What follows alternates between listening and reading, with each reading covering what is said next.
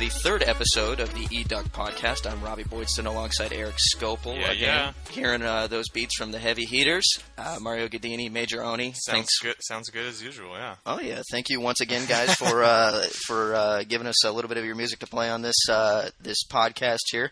We'll be using it for a while, as far as I know. I know plans to change that. We paid for it, exactly. So I think we have rights to them. I think we'll be listening. Yeah, we'll be listening to them for a while. So if you like the beats, check them out. I believe they have a website. I think it's heavyheaters.com. Yeah. All right, we're here live in well, not live when you're listening to it, but we're here right now recording in Portland, Oregon. Here, another week in Portland. We'll be going down to Eugene next weekend. That's right. But how you doing, Erik? Pretty good. This is we're kind of hitting that quiet period here with football. We're gonna talk a little bit about basketball, about baseball, about recruiting today. Might be a shorter podcast than the past few, but with the spring game now behind us and the season months away, it is kind of there's not a whole lot to talk about, which is probably a good thing because in past years we were discussing sanctions, which is something I'm sure we'll discuss maybe in the upcoming month or so here. Yep. Or we were discussing off-the-field issues, which I don't think we've had a whole lot of since Cliff Harris has left. And, of course, might be a nice segue into that again. I don't want to touch on it too much, but last week we talked about him being waived by the Jets for the marijuana possession. And, of course, now we've more Cliff. 1, 2. He only needed one strike, but he was willing to take 3 swings, I guess. Yeah, exactly. Not a great time to be Cliff Harris, but it's good to see at least the Oregon program right now is not they're staying out of trouble, which is a good thing. No headlines in that aspect is good, and everybody wants to get. I mean, it's a beautiful day outside. Everybody wants to get outside. The news is going to be. It was a little slower this week, I felt, and. But we're gonna carry on and put together entertaining podcasts. I'm sure. Well, you kind of wonder, going back to Cliff Harris, if the coach will use that as a learning example, perhaps, to the players. He should. I mean, just talk about here's a guy who projected potentially as a first-round draft pick, and now we're talking about a guy who's getting more attention for crimes and misdemeanors, probably, but. For the wrong thing. Someone should make him a dunce cap.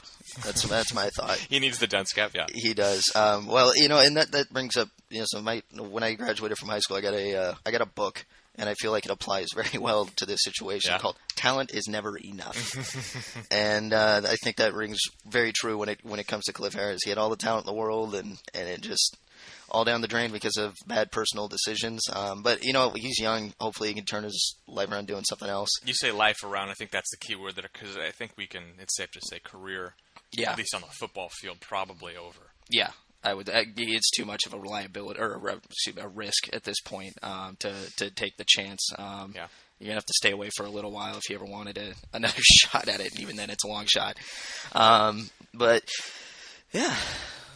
So let's roll into some other stuff here. Actually, we got kind of a busy week for the basketball program, actually, which was kind of interesting because we're even further out from the start of basketball season, which is probably late November. But they were garnering all the headlines this week. They were.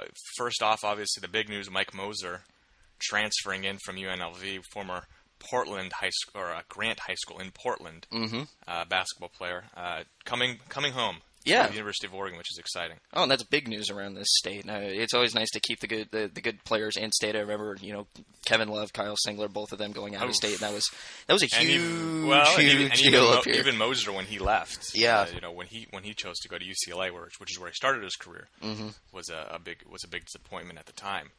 And of course, it's nice to have him come back. We talk about a lot about these transfers that Oregon has.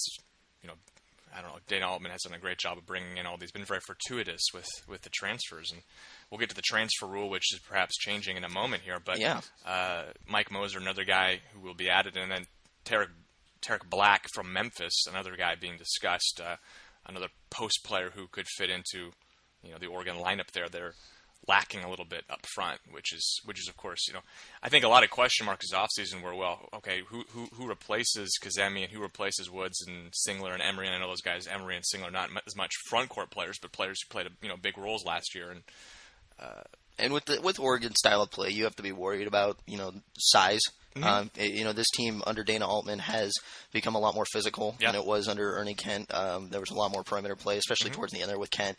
And I think with Oregon's kind of new style that's kind of revitalized the program here in the last few years under Altman, Moser's a huge get, obviously. I mean, it's not just the fact that he's a hometown kid. It's always great to have that. But, I mean, his sophomore season, putting up 14 points a game. Yeah. He was a physical man on the boards. You watch his highlights, and he's got great athletic ability. He plays smart. Doesn't seem to kind of overexert himself, but he does seem to have that kind of controlled ferocity out there on the court, and that's something that you saw Arslan Kazemi. A lot of people have been comparing the two, and Kazemi he didn't look like much just looking at him, but he played hard and he was a scrapper down low, and that's something Oregon's going to desperately need next season, and I think they'll be able to get that in Moser. It's just kind of funny because it seems like at least the last couple of off seasons we go into it going, well, how are they going to replace these guys? Because you look at the roster and they have all freshmen, and Waverly Austin, who took a little criticism this last year for his play, wasn't as productive as he was. A top 5, I think, junior college prospect out of Florida, and came in and was kind of mixed. Would have a couple moments of flashes where you'd go, oh, that guy can really play, and moments where you kind of go, what's he even doing on the court? Yeah. And so I think it's nice that the pressure might be taken off of him to be carry the load down low.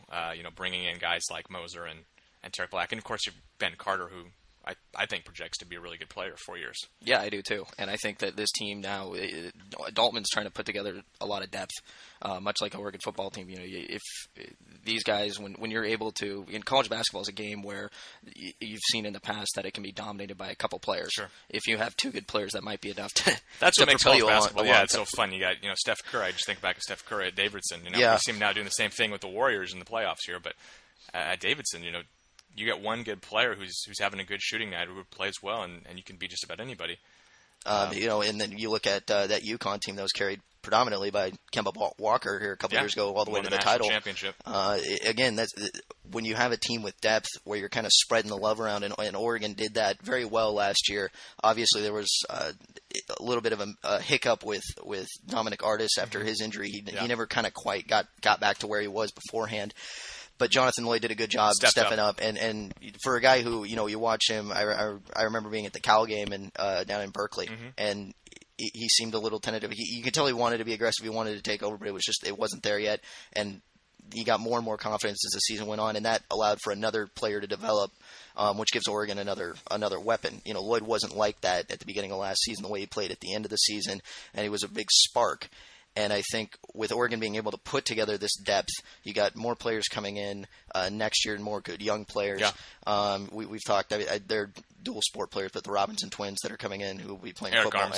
Eric Armstead, and so you're going to have some good size on this team, and you're going to have again. I keep going back to depth that can go a long way in making sure that you can go deep into those tournaments. Yeah. Oregon, I don't know if anyone saw Oregon going as far as they did and giving. Well, the selection committee certainly didn't. No, yeah, no help there. Yeah, so Oregon looked better than their seeding. They proved that. Sure. And I think next year that won't happen. If they follow a similar path, they'll get better seeding, and not only that, they'll be able to kind of use that depth to possibly go farther into the tournament, especially if you're given a little bit more favorable a schedule for a matchup.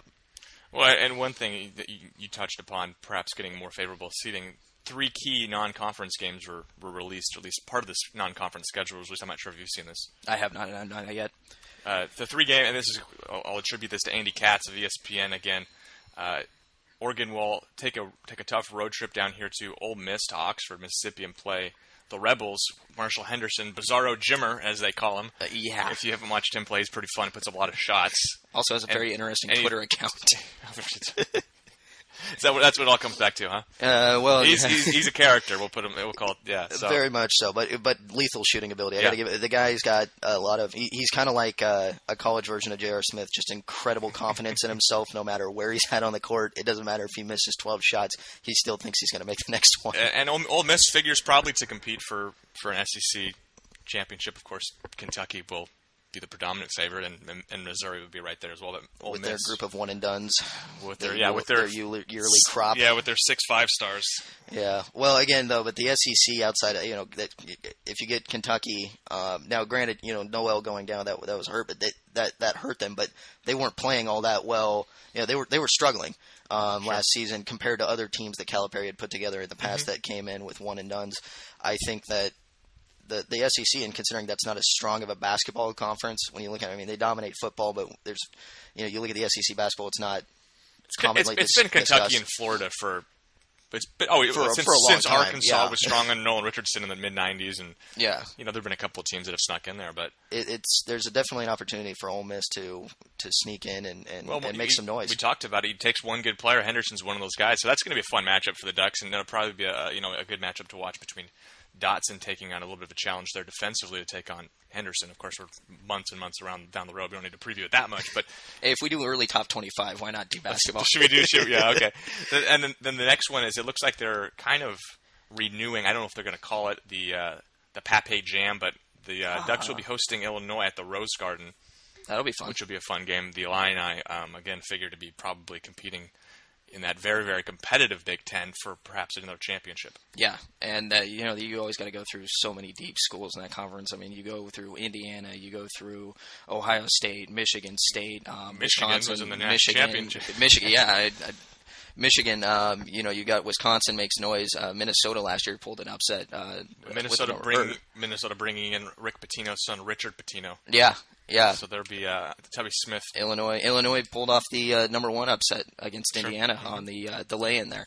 I think that bringing that game, and especially bringing the game into Portland, that's always a fun thing for Duck fans in the Portland area to go check that out. You can actually watch some basketball, Robby. I can actually drive down to the Rose Garden. That's a lot cheaper than driving 2 hours down to Eugene, but I think I will be trying to take that in and definitely see how this team develops heading into next year. Especially those early games are really fun because they're kind of unpredictable. Yeah. The team's still trying to find its chemistry and everything. And that's one of the things.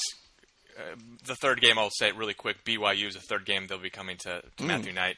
BYU always figures to be, have some horses. They're actually bringing in a top 10 recruiting class, so it'll be kind of fun to watch them play. Yeah.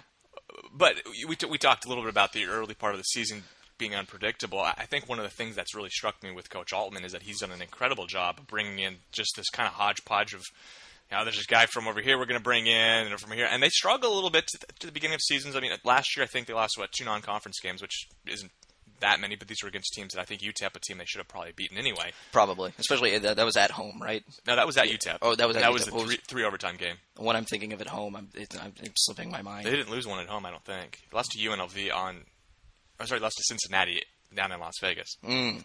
Okay. The first home game they lost was, I think, to Stanford or Cal, I think.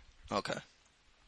Well, I must be misremembering. So, past years they've lost home games. Yes, but he's done a tremendous job of bringing all these pieces together. And we talk about Moser, potentially Black, Cristiano Felicio, the big Brazilian power forward, who's very highly regarded, but we're still awaiting academic, clearance. All these pieces come together, and you kind of go, how's this going to play? And then it seems like by February and March they're ready to go. Yeah.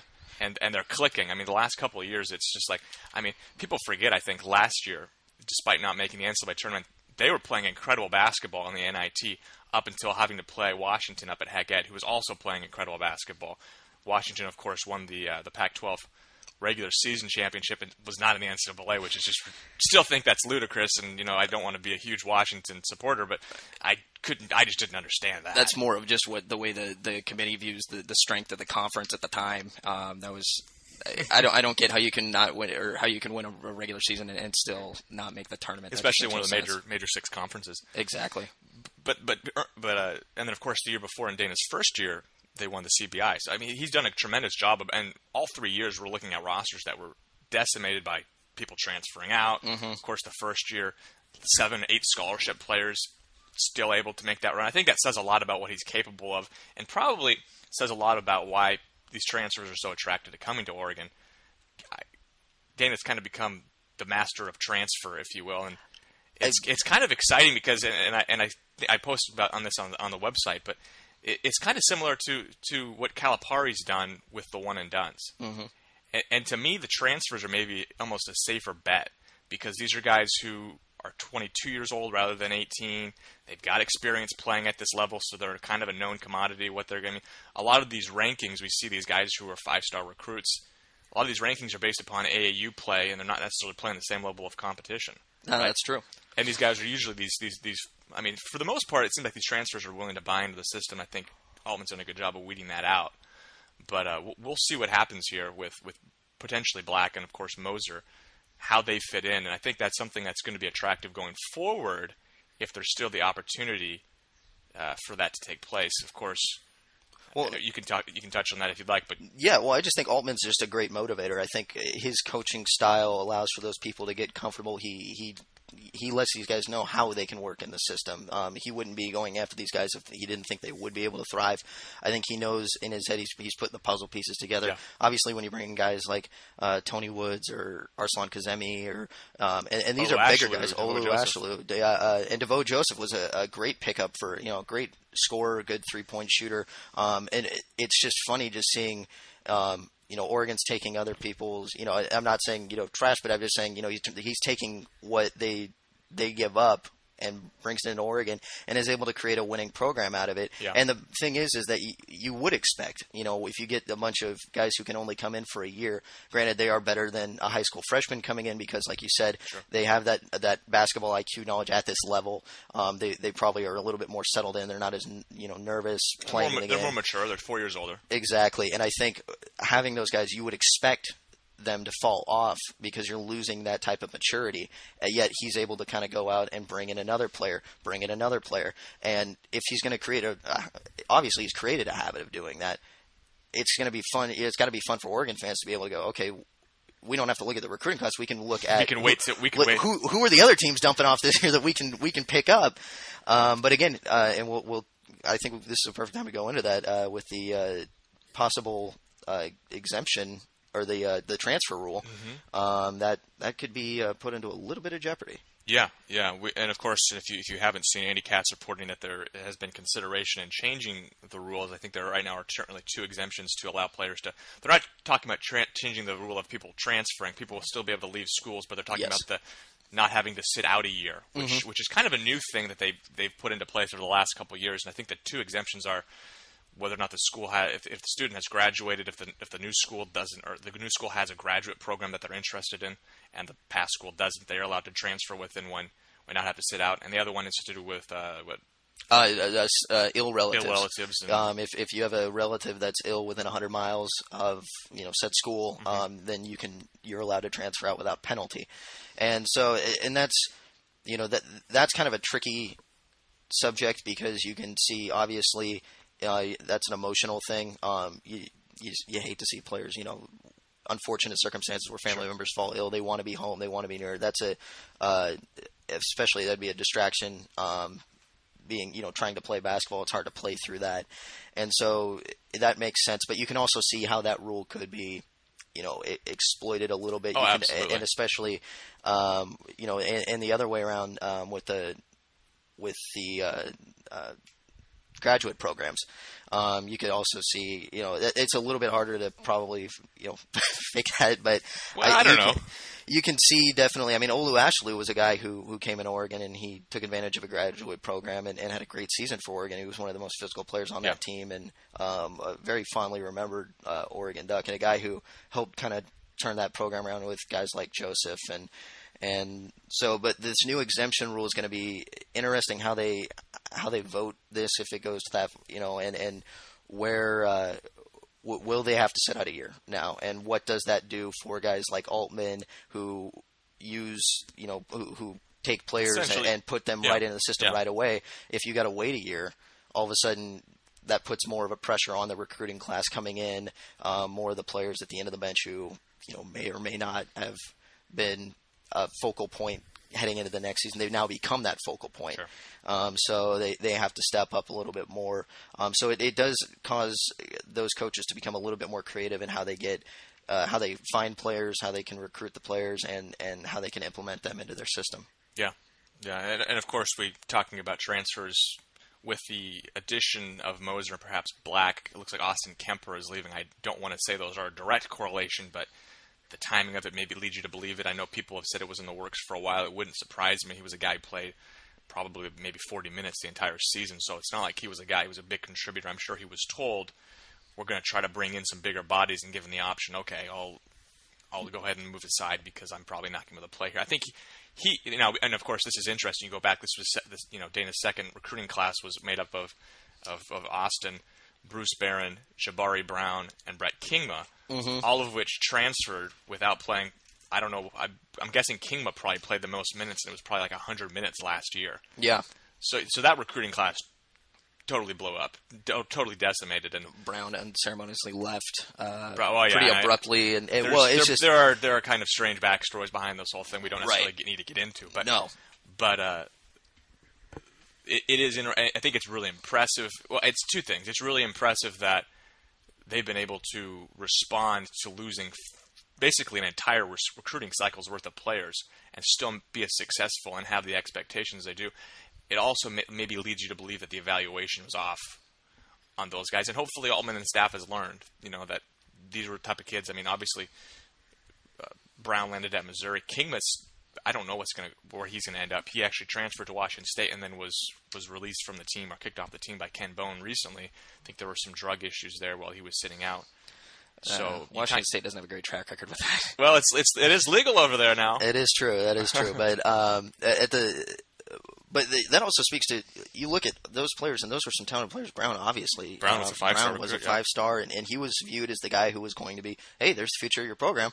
And then all of a sudden he's gone, and Kingma leaves, and now you've got that entire recruiting class gone. And yet Oregon's still been able to put together what they've been able to do and continue to grow.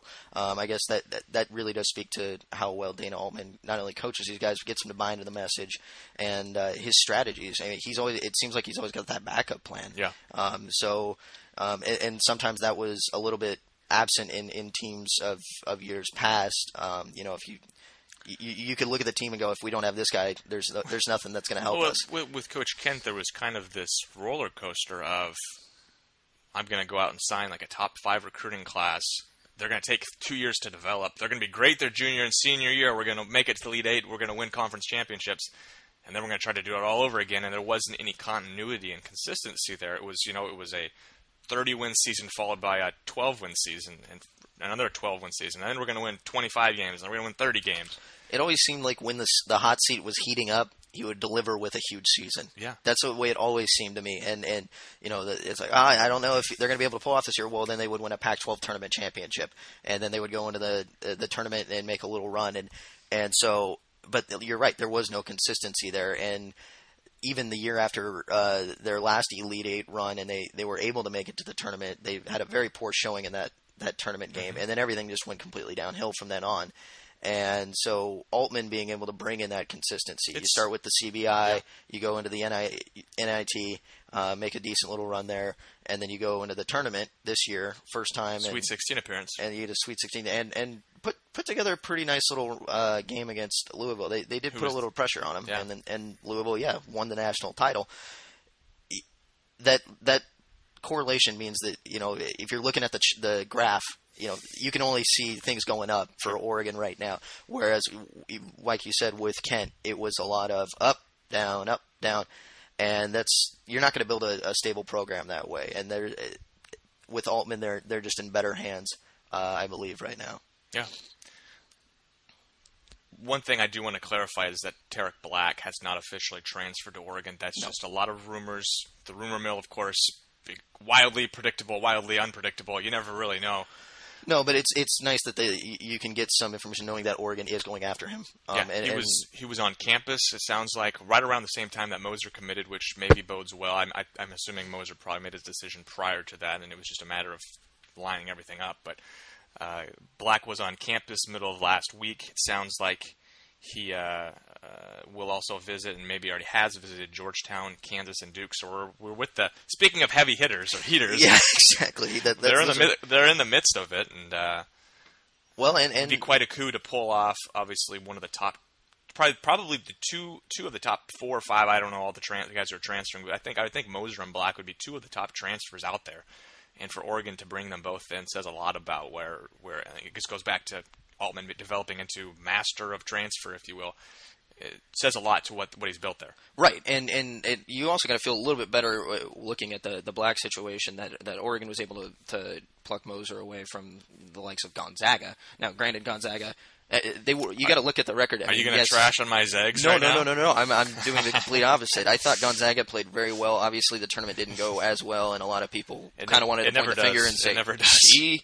They wanted Gonzaga to fail because they didn't want, that they wanted to prove that they weren't the number one that they were during the season. Mm-hmm. But still, that program is consistently good, and they've had a better track record over the last decade than Oregon, and definitely it's known for being a basketball school. It's basketball centric. Well, it is a basketball school, and so having gone there, it is a basketball school. There's not a whole lot else going on.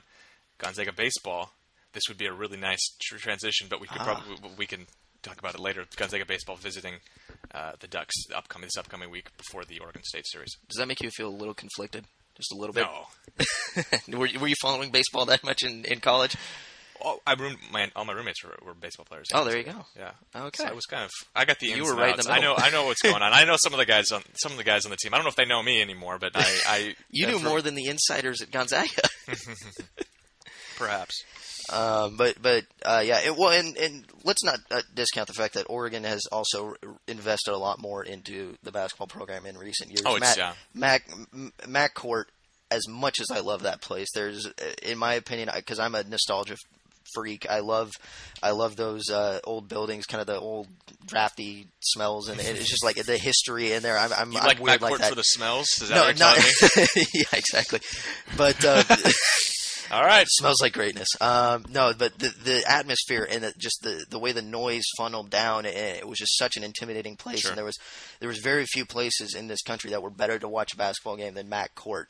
But to have Matt Knight Arena, the facilities they have there, everything they've got from the new, the updated locker rooms to all the new facilities, and they got those nice basketball courts on the side, the new practice courts and everything. Mm-hmm. All the facilities have been upgraded and they're top notch. They mimic what the football program has right now, and I think that plays a definite factor in the fact that not only am I going to be able to come here and have great coaching and great teammates, great camaraderie, but I'm also going to have top notch, trainers, facilities, and everything to help me improve my game. Good time to transition over. That's a hard word to say sometimes. Transition. Transfer. I was thinking of transfers. I had transfer on the mind. It's a good time to transfer over topics to baseball. That works. That does. I think that works. We thought we were going to come in and have some updates on Oregon's series with Ohio State, of course. The Ducks playing the Buckeyes in Columbus. Were scheduled to play last night. No doubt. Rained out. Doubleheader today. Perhaps playing right now. And, of course, by the time this podcast is over, and you guys have listened to it, the first game will definitely be over. The second game may as well be over. But Oregon playing the Buckeyes, we thought we were going to be able to have some updates and break down how Tommy Thorpe pitched yesterday, but no dice on that. He should be pitching right now, I would think. The big news really for the Oregon baseball team, of course, Mitch Tolman winning Pac-12 Player of the Week, and also the National Collegiate Baseball Writer Association Hitter of the Week, which is a national award, and it says a lot about where he's come. Oh, yeah. Well, 9 RBIs speaks a lot for, a couple-game stretch. That's incredible.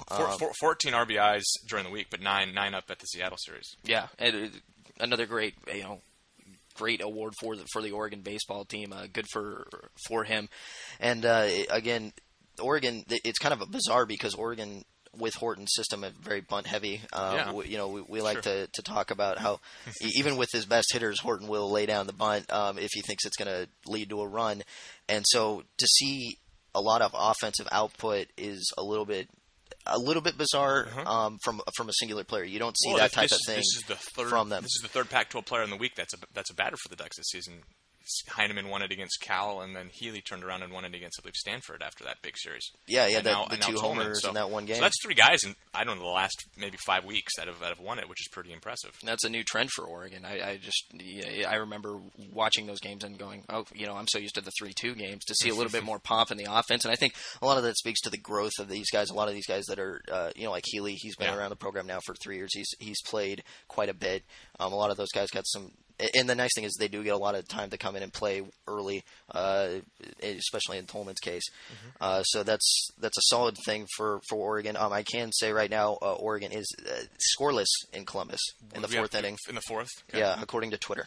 So this is about 1 p.m. About Pacific 1 o'clock. Oregon is scoreless in Columbus. Again, this is a non-conference series, so Oregon will. This isn't going to impact their status with Oregon State. It was interesting. We had baseball media day this past Wednesday, and I talked with Tolman a little bit, and he said this was going to be. I'm trying to think of the word he used, but this weekend wasn't going to be quite as worrisome. He wasn't going to be quite as nervous. He was going to relax a little bit. I thought that was a little interesting how forthcoming they were in saying that, because obviously Tolman and the whole baseball program, it's just, and just like the football program, it's all about winning the day, and that he would say something, maybe a freshman mistake, but probably telling. And I do wonder about how it's a weird time to have a non-conference series, I think. Yeah, this late in the season, it takes you off your game a little bit. It's part of they can't play everybody every week because there's only not enough teams to do that, so they got to take a bye week, and everybody does it. Certain parts of Oregon, of course, one of the last 3 teams to take their bye week this week, and their Pac-12 bye week, I should say, and then playing Ohio State. Yeah, but it does come at a weird time, and you kind of wonder if that'll interrupt a little of that focus, because, and of course, they play non-conference series pretty much every week, but to not have that pinnacle Friday, Saturday, Sunday series with a Pac-12 team, kind of feel like you let your guard down a little bit. Be interesting to see how they perform here, and then to see if that has any lingering effects going forward into the last 2 Pac-12 series. You wonder that, but I do think that maybe having it this late in the season, especially when teams start to tighten up a little bit. Like you noticed last year, Oregon had to win 1 game, I think, in Corvallis to take the Pac-12 title, and couldn't get it done. They played tight. It wasn't the Oregon baseball that you'd seen in prior weeks. Maybe this series with Ohio State being as late in the season as it is kind of gives them a break. They don't have to focus on the conference standings. They're probably not looking. Horton has at least trained these guys well enough to say, we don't look at the scores. We don't check the scoreboard. I didn't even know what our record was. You'll hear a lot of that when you talk to these guys. And I think that with Oregon being over in Columbus, they're far away, all the way on the other side of the country. They're probably, I think it's a little bit enjoying, a thing they can enjoy not having all that pressure on them this week, because the Ohio State series in the long run is really not going to matter all that much. I will say this: watching a little bit of college baseball earlier this morning, saw Oregon's projected as a national seed along with Oregon State there, and that's where this comes into play. Is twofold. Is first off, if they sweep the Buckeyes, that only goes benefits them going forward. Secondly, if they were not a national seed and then had to play their super regional game on the road, this helps a little bit with that, having to go against a team they don't know but anything about, playing on their home field like this. Ohio State, obviously the Buckeyes, that's Columbus, Ohio. That's not particularly close to Eugene, Oregon. That was, I think that was a pretty long trip they had. Bit of a drive. Out there. A bit of a drive, yeah. And of course they took the bus, so. Yeah. No, I was kidding. Old school. I'm pretty sure they flew. But yeah, that goes in part to perhaps preparing them for something like that if that does come to fruition. Yeah, and I think next week they'll have a renewed focus, and it'll be interesting seeing those last 2. I'm really excited for those last 2 conference series, and especially it's the tricky part is you got to make sure that you're not going to be caught looking ahead to Oregon State just because they're ahead and they're higher up in the standings. They're even, man. They're right there. They're even, yeah. But Oregon State has lost 1 less game, so for Oregon to beat percentage points play in to pass the Beavers, they're going to have to they're going to have to win that series, really. Yes, and it's going to help that they're at home. Again, 2 years ago they swept them when they really had no business sweeping Oregon State the way they had played that year and the chemistry issues they had, and they had a great exclamation point. And I think this year with a more stable roster and the team excelling in not offensively with pitching, defensively they've been pretty solid. I think that it's real. You're going to see top quality baseball that last series, and the atmosphere that just creates. I mean, we'll get into this in a couple weeks, I'm sure, but just the atmosphere of having all those Beavers and Ducks fans packed in a PK Park, it's unreal. It's really something I haven't seen at other college baseball games. Granted, I haven't been to Omaha or anything like that, but it's nice to see that Oregon baseball is starting to get more recognition and is taking off here. Do we have an update? We do have an update. Looks like Ducks get an unearned run in the top of the fourth. It is 1-0 after 4. There you go. So okay. Oregon jumps ahead here at 1:04 Pacific Standard Time. I don't know if we need to do these updates because like this is literally going to be retroactive updates for anyone listening to the podcast. Exactly. Like, what was going on at 1:04 p.m.? Oh man, they scored. On the off chance that you're listening to this before you check the scores, we're glad to provide the updates, but I'm pretty sure that's people are going to check the scores before they listen to this. I would. Well, I don't know. Maybe they won't. Maybe they'll be surprised to find out. Maybe if we keep talking like this, maybe we'll get all the way to the end of the game here, and we could give you the final score. We could. Hey, who says we can't talk for 3 hours? Let's not do that. We're going to try to go a little bit under the hour tonight. Today anyway, but. All right. Well, let's move along then. A little recruiting. Let's do a little bit of recruiting. A little bit of a slow week in recruiting. A little bit compared to past weeks. Again, no commitments. With no commitments this week. So unfortunately, no new interview. But hopefully, we'll have something next week. But we did get a little bit of information that I found pretty interesting. First off, starting with Berkeley linebacker Michael Lazarus. He has a few offers from the likes of Cal. He says USC is very high on him, and that could be close to an offer. He said that talks have cooled off between him and Oregon, but he's focusing on his books right now. He says he wants to make it up to Oregon. He's 6'2", 215, pretty aggressive linebacker. Something to keep an eye out. Nothing big at the moment, but keep an eye out. One thing. That's Lazarus, like the biblical Lazarus? Yes. That's such a cool name, too. Just saying. What's his first name? I know. Lazarus Michael. That sounds pretty cool, too. Sorry, that was totally pointless. Go ahead. Anyway, so then Caleb McGarry, Northwest prospect, out of Washington, up in the Tacoma area. He's wears cowboy hats on the front page of eDuck. Yeah. He's a big country music fan. He says he's been bonding with the Oregon coaches over country music. So there's a little fun tidbit for you. Well, that's funny because they bond over any type of music. I think because wasn't one of the recruits listening to Chief Keef in the car on the ride in or something? I think that was David Bellamy when he came in for that recruiting trip. Sorry. Yeah, well, that's a good little tidbit. You gotta have a diverse. We don't have to get into that. Any guess? Anyway. You think Greatwood's a country guy? I think so. I think it. Why not? I don't know too much about Gray. I haven't talked to Graywood too much, but according to McGarry, he is. Is he? So, okay. Yeah. And possibly Balducci as well. Also a country guy? Yeah.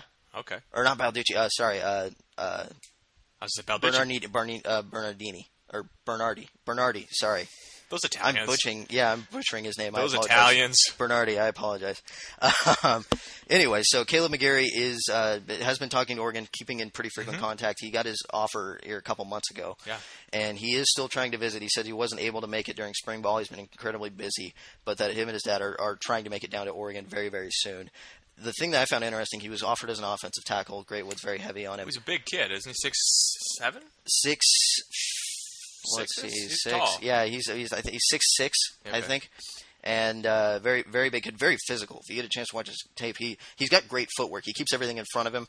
I like his technique. Guy. Oftentimes, that's where they fall behind a little bit. Yeah, right, and just that initial contact, he's able to move the guys around, get great fundamentals, and he's been talked to by Ron Aiken a little bit. Aiken's been introducing about a little bit of possibly looking at defense. And he's kind of got that Brandon Bear size a little bit. A little bit. And Oregon, given what they've done in the past, I mean, you look at what they did. Kenyon came in as a defensive guy, came in, switched to offense. Deion Jordan started as a tight end, switched to it. Yeah, he's third pick in the draft. But again, Oregon has a tendency to switch guys around based on where they need them and where they think they could excel. And so don't be surprised that if McGarry hasn't named favorites, but given that he's stayed in pretty frequent contact with Oregon, he says about once or twice a week, and that the coaches, more and more coaches are starting to contact him, I think Oregon's putting a heavy push on him, and he's going to be a guy that Oregon's going to really covet heading into this. Does it sound like he's a guy that would like to play defense, or does he feel more comfortable in offense? Or, I mean, obviously it sounds like the fact that he brought it up, there's interest. I think, he said he's kind of an open book on that. I believe he would probably work better offensively, but again, with Oregon, you always got to look at how they're going to place these kids, and they target versatile athletes for a reason. They want to be able to interchange them because any given time, injuries or just they're a better fit. That's that's where they're going to put the guy. And I think McGarry is open to playing on defense. However, I think if he does play at Oregon, my guess is that he plays offense. He would take a tackle position. And something that I have noticed, and just looking over, I was breaking down the offers this week, and Oregon is heavily focusing on two primary areas. Offensive line, I think, would be offensive one. line is huge. Offensive tackle specifically. Well, they're short there. Their depth. That's one of the positions where I think the depth comes into question this spring or this fall. Right, is offensive line. And so that's why, you've noticed early on, Sam Jones out of Colorado, 6'5", 275. They just offered last week, Lath, I believe, Freak. I do actually think his last name is Freak. 6'5", 260. Tyrell Crosby's already committed to Oregon, verbally committed. He's 6'4", 300 pounds, big guy. Taven Bryan picked up an offer a couple of weeks ago out of Wyoming, 6'5", 250. Casey Tucker, an offensive lineman or offensive tackle out of Arizona, 6'6", 290. They're really focusing on this offensive tackle position to load up. You can tell that's an area of concern, and especially with this offense, you got to have good blockers, and you got to have guys who are quick on their feet, guys who are able to move around to open up those holes for the running backs, especially with such a dynamic offense. I think that it's just interesting and telling that how many guys they've gone after. There's a couple of guys out there who they also have offered, but I didn't mention them because they've already verbally committed to another school. You think part of that has to do, or maybe it's telling, what they think about Jake Fisher and Tyler Johnstone perhaps going pro early? Possibly, and I think they're preparing for that. I think that's probably another reason why you're going after, you look at Marcus Mariota's development last year, and you got now a kid who's very much got similar tendencies, in Morgan Mahalik coming in next season as well. They jumped on him very quickly. I think they're able to, now that Oregon's becoming a name for people that, or for the NFL in terms of sending people to the NFL, that the coaches now have to prepare for that. They have to put more of a importance on, okay, these kids, now they know that Oregon is a school where they can get to the NFL pretty regularly, they can excel there. I believe that Oregon, you're going to see a lot more of this planning even farther out than normal. And so I just thought it was kind of interesting looking at the offensive tackles. They're also very heavy at wide receiver, looking at that as well. Interesting. That makes sense. So, yeah, those are the two key offensive positions that they are really focusing on right now. A couple other tidbits with recruiting here. They did give out one offer this week to four-star running back Darrell Scott out of North Carolina. Another running back. Running back, another position. Looks like they're really... It's kind of slowly but surely, yeah. I think maybe I think they're primarily, they're starting to evaluate them further. These coaches like to evaluate in bunches. They kind of focus on one area and keep, then they move to another one. And especially early on in the recruiting process is something that I'm noticing. And 5'10", 190-pound guy, good speed watching his tapes, but he's got really good. His bread and butter seems to be his cut moves. He's very good with his feet. A little bit. He's very good at changing directions on the field. You'll see a lot of his plays in high school, especially he can catch the dump off pass, but where he makes it, where he excels is that he can get from one end of the field to the other on his cut move, and he has no problem, running 20 yards to the right as long as he's going to get to the end zone. And you'll see that I can't tell definitively how quick he is. It looks like he's got some. It's always hard to tell on tape. Speedy, but competition's so exactly varies so much, and so I can't tell if he's got that extreme breakaway speed. I was looking for that. I couldn't definitively tell, but I did notice that is very much in the vein of Kenyon in terms of he's an elusive back. And then so let's move on to Oregon's going to who they're going to visit coming up and who's visiting. Greg Biggins reported that Demario Richard, who was another shorter back, 5'9", but very big, 200 pounds for his frame. Does he have an offer from Oregon? He does. Does have an offer from Oregon. He's planning on making a commitment on his birthday in December, so bunch of time. That's a ways out. But Oregon, he's coming down to Oregon to check it out. I believe next month, early next month. So he'll be in town. Oregon will be able to kind of get a chance to show him around, impress him with the facilities, all that, what they usually do.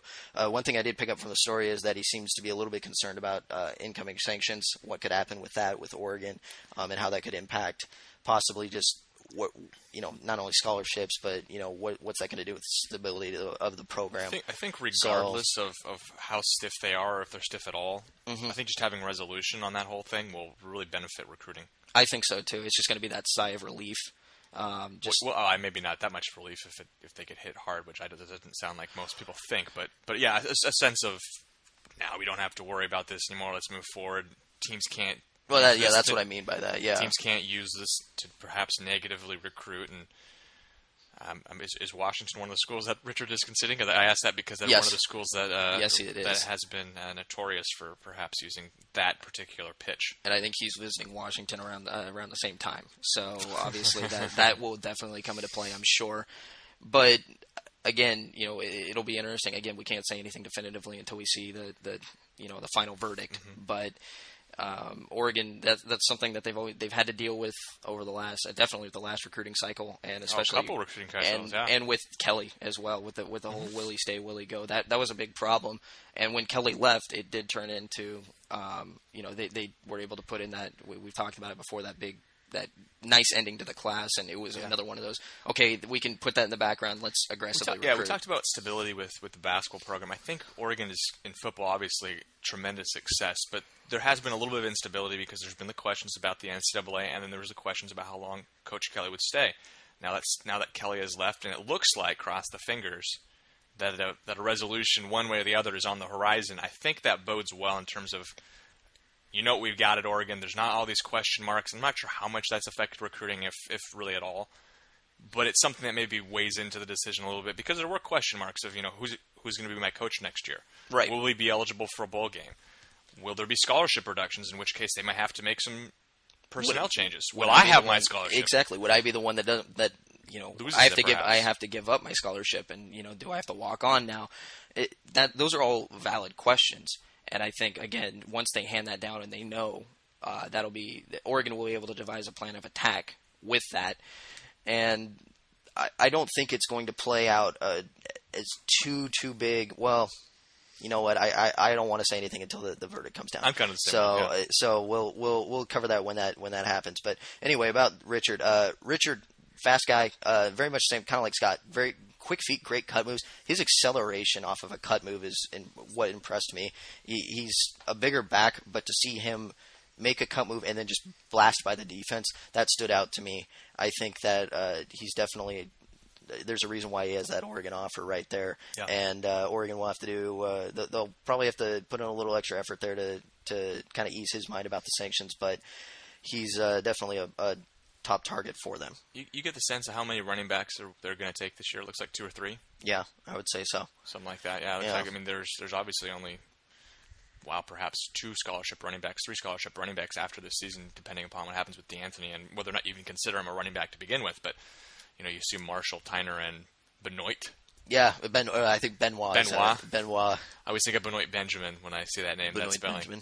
So that's why I was thinking Benoit. But yeah, that's a legitimate position of I think running back, and of course the way that Oregon has played offensively for so long, having a stable of running backs is really important, really integral to their success. Oh yes. So you would think you'd want to take a couple of guys, and of course they probably thought they were going to have Dontre Wilson this upcoming fall, and Benoit was the kind of the backup plan there, and we'll see how he progresses and what type of back he brings. That's kind of probably one of the recruits with the most question marks. In my mind, I'm thinking he and Damian Hobbs, because those guys are both really late in the process, kind of jumped on him late at positions that are, big positions, quarterback and running back, pretty magnified positions. Right.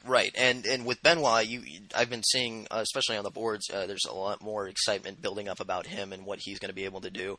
I think him coming in and being branded so much as, the backup plan for Dontre, they gave him the offer, he jumped on it, and all of a sudden it almost came a little bit out of nowhere, it seemed, at the time. And so he's going to have that motivation of coming in, and he's going to have to prove himself, and I think he will. And that'll be a huge thing for Oregon to build that backfield depth even further, especially, now looking ahead, you've got people really excited about Thomas Tyner, but he still hasn't played it down in college football, so it'll be interesting to see what he goes through during fall camp, how much he's going to be able to contribute this upcoming year. I know a lot of people want him to be out there pretty much right away, and getting quite a few carries. And then obviously, Byron Marshall having a great spring game. It looks like he's emerging as a guy who's going to get more carries coming into next season. Obviously, DeAnthony's looked at the focal option, or as the focal point of that backfield. But again, given how he's using the offense also as a slot receiver, and the fact that he's able to be kind of that multi-talent, you can kind of put him anywhere on the field, and he'll be elusive. And we heard from, I've read that they're not entirely sure how many carries. They don't want to give DeAnthony too many carries. Well, they jumped around that so many times. I can't tell you how many times I tried to trick him into answering that question. Really? Yeah, I think I talked to Campbell, I talked to Frost, I talked to DeAnthony. Where are you lining up more? And he's just doing everything. So same thing with Laierla, and I don't blame him. But I mean, that was one of those questions where I think that's one of the things the fans really want to know is where do Laierla and where do Thomas, because those guys are both obviously very talented, multi-dimensional guys, very versatile. Where are they going to be lining up? Where will we see them? And they were very tight-lipped about it. Yeah, and again, this probably goes back to a couple weeks ago when they said they only ran half their offense because at the spring game because they didn't want to tip their hand. I think they don't want to tip their hand about anything right now. And again, it's just going to be interesting to see how many carries DeAnthony's going to get just based on his size, his frame, how they're going to want him to run.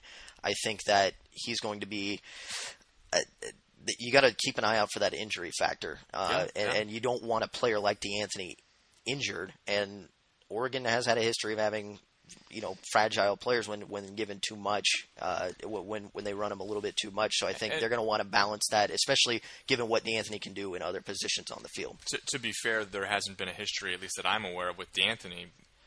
Not yet, but you don't want to start one is my question. I don't want to speculate saying he's going to be injured or anything like that. And we even talked about a couple weeks ago. He was held out of the spring game in a couple track meets and seemingly maybe injured there, and we have no resolution again on that, but it's a good point. Yeah, and so we'll move on. Last thing about recruiting real quick. Talked to Darius Pickett, another guy. He doesn't have his Oregon offer yet, but Oregon's going to come down and visit him at the end of the month. Position? He's a defensive back.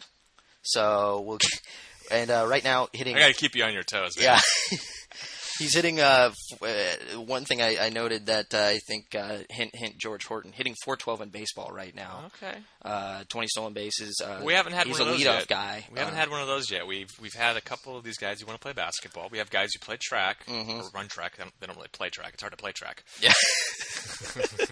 Pick my words wisely. They've got a couple guys who've ran track. Mm-hmm. Maybe now a little baseball, and there's a lot of schools have done that. I know Golden Tate at Notre Dame was the leadoff hitter for the Domers. Jeff Samardzija. Samardzija, obviously, and then that became the focal point. I don't know why Notre Dame apparently has really good baseball and basketball and football prospects, but right. But that's something that obviously there's compatibility between the sports, and be curious to see if that's something that carries over at all. It hasn't obviously up to this point, but. Well, and it's something that you have to consider given the season he's had, and he even said. I didn't know if I was going to try and play baseball at the next level, but given my season, I'm feeling more confident about it. So I think he will try, and that's going to be something he'll look into with a lot of schools. I asked him if Oregon had contacted him yet, and he said no, but he does expect to be contacted at some point. I think probably just waiting for the season to end and something like that. But again, something to keep an eye out for. Pickett might pick up an offer here at the end of the month when Oregon goes and visits him. He'd be another key guy to look at heading into that, especially with the defensive back crop they're going after. Just one last question on recruiting, and I don't know how much you know, but we talked about wide receiver as a position along with offensive line, and then we brought up running back of need, or that they were fairly aggressive with. Do we have kind of an idea of focal points? Obviously, Micaiah Quick, I'm not sure if I'm pronouncing it right, a guy that they were number one receiver in the country. His academic question marks. There's interest there is kind of probably mutual, but at this point, Oregon, I don't think has extended an offer. We think we talked about this. Yeah. Do we have a sense of who they're targeting, really? Or well, wide receiver right now, we got it looks like 7 offers out right now, and a couple of these guys have already given their verbal commitments to other schools. Yeah. But Cameron Sims, Marshawn Lattimore, Devontae Noyle, those are these types of athletes, and a lot of these guys are back southeast area. So I find it interesting there because it seems like they're putting more of a lot of these kids that, the offensive tackle guys, they're recruiting more West Coast guys. West of the Mississippi, West Coast guys. Wide receiver, they're going after guys a little bit farther out. I think, and possibly with Lubick. I was going to say, I think it comes down to connections. I think Greatwood has built a really strong kind of inroads there on the West Coast. He's considered one of the top offensive line coaches in the country, but West Coast primarily is where he's brought in a lot of the guys. I can't think of a whole lot of guys, Fisher out of Michigan, but not a whole lot of guys from the South. Lubick's a guy who's got experience. He was at Duke, which is down in North Carolina. He was at Arizona State. He was able to maybe delve in over there. Colorado State. Yeah, Colorado State. He's had a lot of experience all around the country. Another guy, Ron Aiken, we'll see if he's able to. Texas was kind of where he was considered, the hot recruiting hand when he was at Iowa. Does that play a factor, with their defensive line recruiting, of course? And they're also, it seems like they're trying to pick up a little bit more in the Midwest. It seems, I've been noticing, and that could be Scott Frost being in Nebraska, his connections. I think that Oregon Aiken at Iowa, I'm sure. Aiken at Iowa, and that's again with Lubick coaching and what he did at Duke, being able to turn around that program with their wide receivers. I think it was like 3,000-yard receivers there at Duke, and Duke's not a football school by any means. So him coming in and him having those connections, obviously they couldn't pull in McCaffrey, and that was a guy who he recruited McCaffrey's brother, Christian McCaffrey, recruited his older brother to Duke, Max. I think that these connections are going to pay off for Oregon, and again, we've talked about the brand they've been able to build, how it's now nationwide, and they've been able to reach out to these kids and get them to express interest in Oregon, possibly about coming to Oregon. And that with recruiting, a lot of it falls with, a lot of these kids do wonder about, do I want to stay close to home? Does my family want to stay close to home? That does play a factor into it. So it'll be interesting to see the impact they do have out of the Southeast, but they were able to get Juwan Williams out of their in this last recruiting class. I think they're going to be able to do a little bit more damage this year. And, we'll see if they start recruiting more wide receivers here out west. But again, we talked about those pipelines, with and Alioti's got a strong pipeline down there. He's got strong connections in the Northern California area. So you're able to kind of pick and kind of section off where these guys are going to be, where the focus is going to be for Oregon recruiting, especially heading into the summer. We're in the evaluation stage right now. They're about to head into a lot of the prime camp season. Oregon's going to be holding a camp over the summer. Oregon State's going to be having camps as well, and those are going to be kids that might come down, check out Oregon State and check out Oregon. You obviously got the opening with Nike and Beaverton at the Nike campus. That they're going to use that to get kids to come out to Oregon. There's going to be plenty of opportunities. Do you have a date on the opening? Do we know when that is exactly? I don't want to put you on the spot if you don't know. I don't know. It's in July. I thought it was July last year. Yeah, it's in July. I don't the specific dates off the top of my head. I'm terrible about that, but I got to get better about that. But again, Oregon's going to have plenty of opportunities to bring these kids in, and especially with the opening being you have to have the invite. It's a very prestigious camp. It's only for the top players. And so they're going to get players coming in from all around the country, and Oregon's going to be able to, visit those guys, evaluate those guys firsthand. And then possibly you're going to see more new offers, possibly more commitments over the summer, especially from kids that might consider Oregon a dream school that haven't heard from them much yet. And that's where I see recruiting picking up again. Again, we talked, it was slow this week, but it's going to pick up again here a little bit over the summer. I think when you see these camps and notice who's Oregon really going to be looking at heading into their senior seasons. Let's get one last baseball update. Okay, and then we can call it. This is one totally purposeless baseball update. Do we have one? I don't know if we do. Oh yes, heading to the bottom of the sixth. Oregon's still leading 1-0. All right, there you go, 1-0 at 1:30, and I think this is as good a time as any to say. Thank you guys for listening. Bid you adieu. Yeah, we bid you adieu. Yeah, a little French. So we will let heavy hitters Mario Godini and Major Oni take you out.